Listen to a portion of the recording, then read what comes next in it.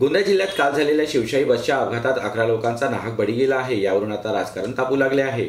भंडारा आगारातून शिवशाही बस गोंदियाच्या दिशेने रवाना झाली। या बसमध्ये एकूण 40 प्रवासी होते। प्रवाशांपैकी कोणी स्वगावी तर कोणी नातेवाईकांकडे जाण्यासाठी निघाले असता बस वेगात धावत होती। खजरी गावाजवळ अचानक बस रोडच्या खाली पलटली।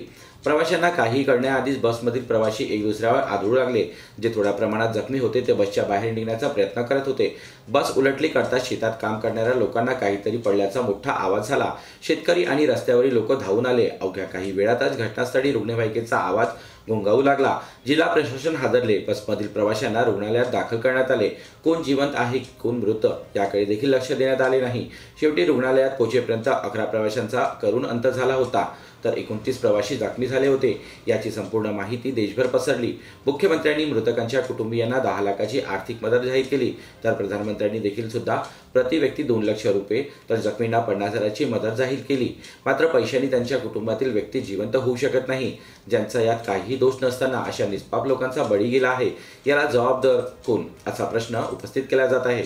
याच्यामध्ये भंडारा टू गोंदिया चालला होता गाडी आणि कोमाराकडे हे उलट झालं होतं, ऍक्सिडेंट झाला होता। आणि याच्यामध्ये प्रशासनात माहिती जी आहे ते 34 लोक याच्यामध्ये इंजरी झालं होतं आणि 34 पैकी 2 लोक गोरेगावला आहेत, 10 अर्जुनी मुरगावला आहे आणि बाकी 22 केटीएसला आणलं होतं आणि या 22 पैकी 11 लोकांचा मृत्यू झालेला आहे। कोमारा ते डवा या दरम्यान शिवशाही बसचा जो अपघात झालेला आहे त्या अपघातातील जवळपास 26 रुग्ण शासकीय वैद्यकीय महाविद्यालय व रुग्णालय गोंदिया येथे आलेले होते।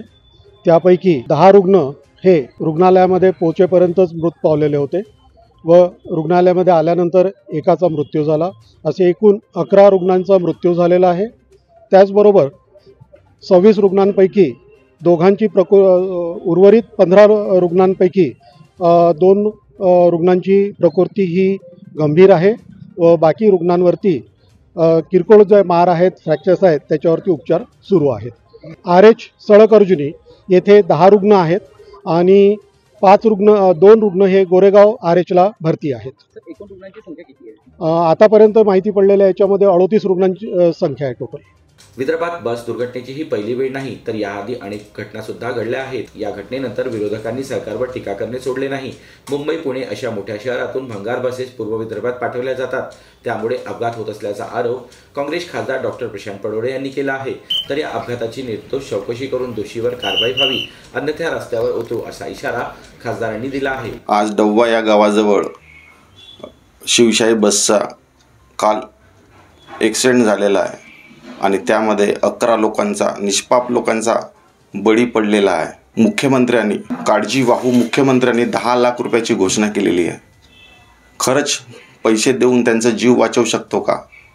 आज प्रशासनाला आता जागृत झाला आहे का की सरकारच्या ज्या त्रुटी आहेत आणि या घटनेला कारणीभूत जो बी आहे त्याच्यावर योग्य ती कारवाई, तपासणी करून त्याच्यावर कारवाई करण्यात यावी ही आमची मांग आहे। आणि येणाऱ्या काळामध्ये इथे अशा प्रकारच्या घटना घडतील नाही यासाठी काळजी घेण्याची गरज आहे। त्याच्यासाठी नियोजन या सरकारनं केलं पाहिजे अशी मी या सरकारला विनंती करतो। आणि त्यांनी समजा अशी तरतूद केली नाही तर त्यासाठी आम्ही आंदोलनसुद्धा करू, आम्ही रस्त्यावर सुद्धा येऊ। पूर्व विदर्भामध्ये जे ॲक्सिडेंट होत आहेत त्याला कारणीभूत म्हणजे ही सरकारच आहे। पश्चिम महाराष्ट्रात आणि तिकडे नवीन बसेस देत आहेत, त्यात इस्तेमाल केलेल्या बसेस आपल्या क्षेत्रामध्ये भंडाऱ्यामध्ये येत आहेत। खरंच भंगार अवस्थेतील बसेस पूर्व विदर्भात पाठवल्या जातात काय याचा तपास करणे गरजेचे आहे, अन्यथा आणखी अपघात होऊन निष्पाप लोकांना आपला जीव गमवावा लागेल यात तीळ मात्र शंका नाही। GB न्यूजचे प्रत्येक अपडेट मिळवून घेण्यासाठी तुम्ही आमच्या चॅनलला लाईक करा, सबस्क्राईब करा आणि शेअर करा, तसेच बेल आयकॉनला सुद्धा प्रेस करा। आपला जिल्हा, आपली बातमी, GB न्यूज गोंदिया।